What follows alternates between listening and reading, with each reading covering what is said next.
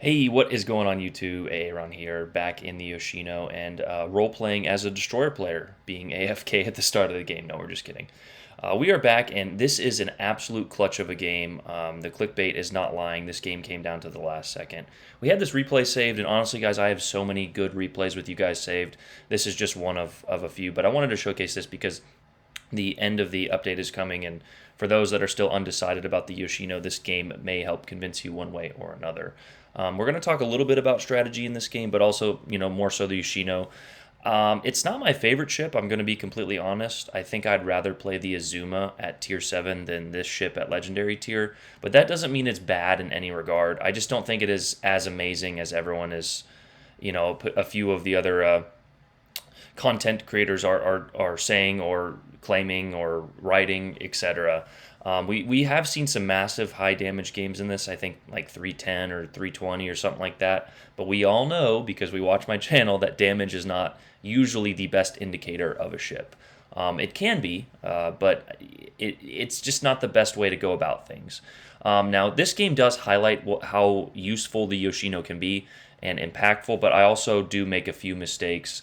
Not every game is going to go exactly how you want, and that's part of the problem, I think, with Yoshino. But what you want to do is get this defensive position here. This is epicenter, and going into the strategy of the game, you never want to put your Yoshino like in the middle of the map. It does have that 25 millimeter bow instead of that 27 or 30 millimeter, 32. So you cannot bow tank most battleships at the tier, except with the exception.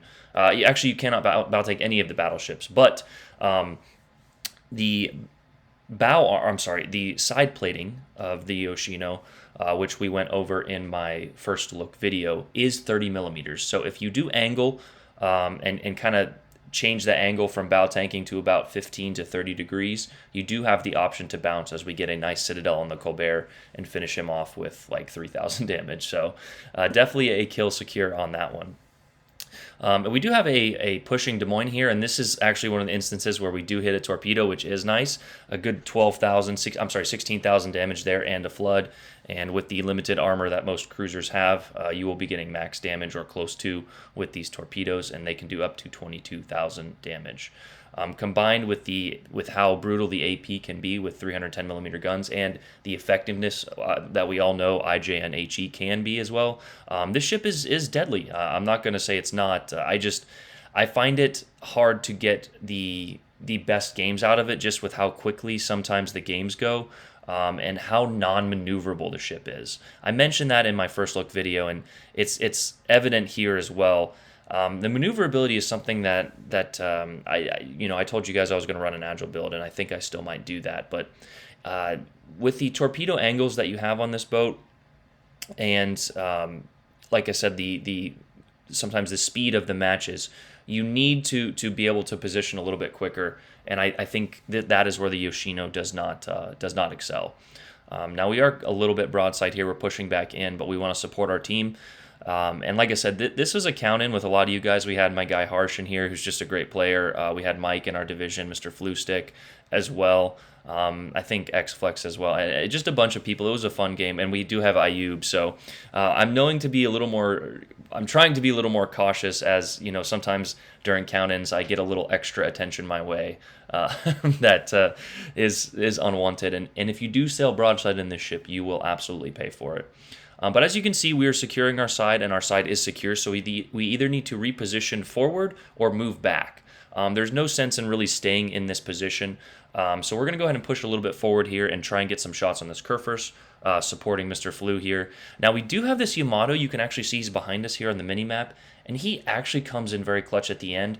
I just wish he would have used his health points a little bit more aggressive in the beginning, and we talked about this in a few of the, I think the Burgone video, where being super aggressive doesn't work out, but also being super passive doesn't work out. There's a fine line, and I know that's difficult to explain without really showing examples of, but I think this is a good example of it. This Yamato should have pushed in a little bit sooner. Also, the Burgone, it can be a little more passive in that regard because of the guns and also the speed at which you can go. I can go 33 knots in my Burgoon, I believe, where the Yamato only goes like 23 or 26 or something like that. So I can reposition a lot faster. But we do get the fire and the kill on that Kurfürst, and we have racked up a decent damage total here, but we are being focused now by a few people, and we are running the same build in our first look video, so we do know how many people are targeting us. But in this situation, it doesn't matter, that we have that indicator, because we're not in a great spot. We can't really position forward. We've got this Yagumo spotting us here. We also had LT on the enemy team who absolutely blaps us, and that is a situation where my armor did absolutely nothing for me. I think that he got like 20k off of us. And that's kind of due to a lack of positioning on my part, but also a lack of maneuverability on the Yoshino's part.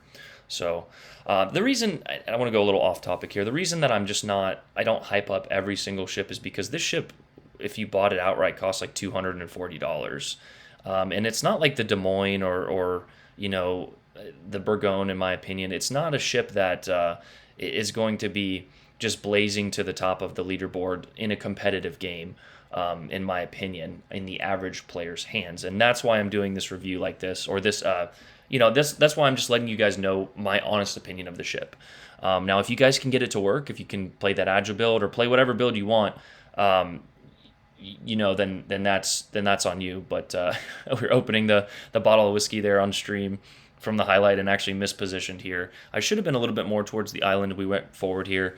And again, we're just trying to read the map. We know that Yagumo is out there, and our team has faltered on the right. We do actually have some good destroyer play over there, but like I said, we needed this Yamato to tank this damage for us, and it just didn't happen. Now, that's not to say that the Yamato did not play well. He actually did, but with the game, with how close this game was, it could have been a lot more in our favor if he had done that. And that's just kind of the things I like to point out in certain situations. Not every game is going to go exactly to plan. And like I said, I made a mistake there in giving up an angle for LT to shoot me and kind of taking a good chunk of my health that I cannot use later. I think thinking of your health as like your... somebody said like your stupid points. Like if you preserve your health in the beginning or angle correctly or don't sail broadside, then you can utilize those HP points later, which is actually what we do. Now that's, again, in a close game like this, I don't think any battleship should have more than 50% HP. That's just a personal opinion. But if you play by those kind of metrics in your head, then you will do a lot better. And the same goes for destroyers on the opposite end. You don't, Shima has like 20k health, 15k health. You do not want to be giving up 7k health in an opening salvo in a gunfight with a destroyer. But that's just kind of thinking about the game in more than just sailing out there and pulling your trigger, which usually leads to a little bit more fun. But unfortunately, we do lose the Hayate, but he does trade with the Shima, so that is a good trade. It's a good trade because he got the kill, but it's a bad trade because we're down on points. Now, the good news is Mike is doing an excellent job here, and he's positioning himself well. We do need to get the epicenter, though, and that is kind of on my mind. There's 6 minutes left, so it's not that bad. We're only down about 300 or 250-ish points here, but the epicenter does tick very quickly. So, which is good and bad, because if we let it go, then it'll tick well in their favor. But if we can reverse that cap and get the capture points ourselves, we can tick that in our favor. Now, I'm in a little bit of a tricky spot here. I decide to turn out. Number one, I didn't know where that destroyer had repositioned to. And number two, a Yamato can absolutely ruin me bow in. So we decide to position out here and draw the fire while Mr. Flu Stick stays on the inside. This is actually a better plan, in my opinion, because Mr. Flu has that radar and he can use that to focus that DD. Now, Mr. Ayub on the enemy team in that Yagumo does a fantastic job of actually running away. Now, so we're kiting out here. We're drawing that fire from him. We have just enough help to deal with a little bit of these. And as you can see, angling not only prevents these salvos from hitting, but it causes overpens and things like that. If you're just sailing flat broadside, you need to really reevaluate your play at legendary tier. But this is the position we want to be in. Our team is in position to get the capture points, and we are in position to dish out damage while taking minimal damage and still taking fire from him. So Mr. LT, I think, throws a final salvo at me here. We have him on fire, and we just ticked into the high caliber range.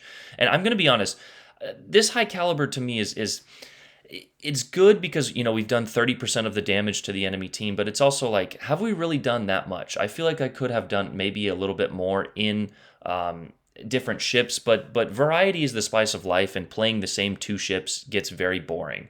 So if you want to, a change up in your, in your gameplay, as Mike unfortunately takes a torpedo there, this ship could be the one to do it. But we're going to remain dark here and actually reposition.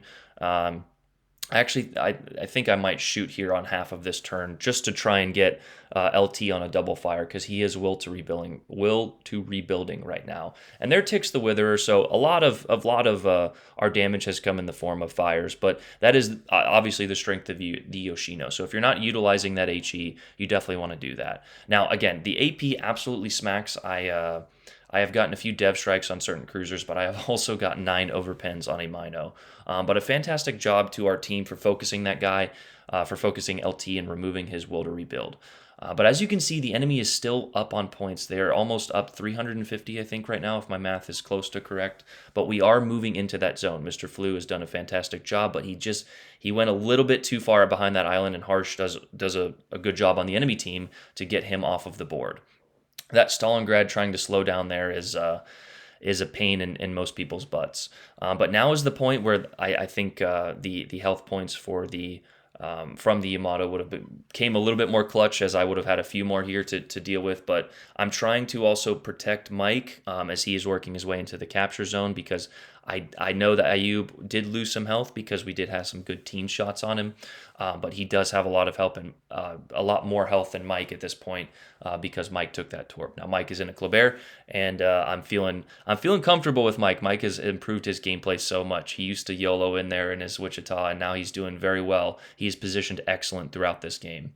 But here's a situation again where I would have liked to have a little bit more health and a little bit more in terms of RNG, but we angle in here, and we actually, I think, get punched through the bow or through the top there, maybe the deck, and lose 7,000 HP. I kind of sillily, I kind of foolishly repair my turret here, but we're just trying to get Harsh off the board, because as soon as he's off the board, I can manage the map a lot better, meaning I don't have to worry about overmatch of my bow and or angling my armor. Unfortunately, he gets one more shot off, and we're trying to dodge that, and we do. But Mr. Ayub launched some torps right on our broadside, and with the slow rudder of this, I'm just dead. So I should have actually put my torpedoes on the backside here, but I launched a set just out of desperation as the final torp kills us there. But you can see that even with angling, we still got chunked a little bit. And now comes the fun. And this is honestly some of the most fun I've had spectating in a while. And hopefully when clans come out, Peak and I will be doing good narrations of just fun strategic games like this. Because as you can see, we are up 2 ships, but they are up 250-ish points. But the epicenter is ticking insanely fast. So it is a cat and mouse game of trying to figure out where this destroyer is while keeping Mike alive, while also trying to kill him if we can. So again, this game literally comes down to the last second here, and I will go ahead and fast forward to that so you guys don't have to sit here for a minute. But so we're down to the last 40-ish seconds here, and you can see that Ayub actually ticks himself or puts himself in the outer ring, so we know he is somewhere in this outer ring. But we are ticking very fast on points, and it. In Ayub's mind, I know that he thought we were going to win on points, so he had to get in the outer zone, but he actually does dive in here, and he does get spotted. So there is his torps, and Mike at the last second dodges, and Mr. Ayub actually pops up here. So he's low health thanks to our team shooting at him earlier. Mike has an excellent dodge, and I think he still has his reload booster, and the Kleber guns absolutely smack him. 5, 4, 3, 2, 1. They would have won on points. We actually ticked ahead at the last second, and just an incredible victory. So great plays to everyone on that team. A final scoreboard there. We got 2,400 in the Yoshino with a high caliber. Like I said, the Yamato did well, but I feel like he could have utilized his health just a bit better. And then Mr. Flu and a few others coming in there in that game. So a lot of fun, man. Everyone from the stream was topping the board, and it's just a fun time when we do those. I've had an incredible year this year. I'm recording this later. Like I said, we have a lot of recordings to go through, but shout out to all you guys for the support. Thank you for watching. Make sure you guys subscribe if you're not already. Join the Discord. Like the stream, subscribe, join the members. We had a lot of fun on the member games, and I'm just so appreciative of you guys for the support this year. Hope you guys have a great year. Let's start strong. Let's make 2023 even better. Aaron out. Peace.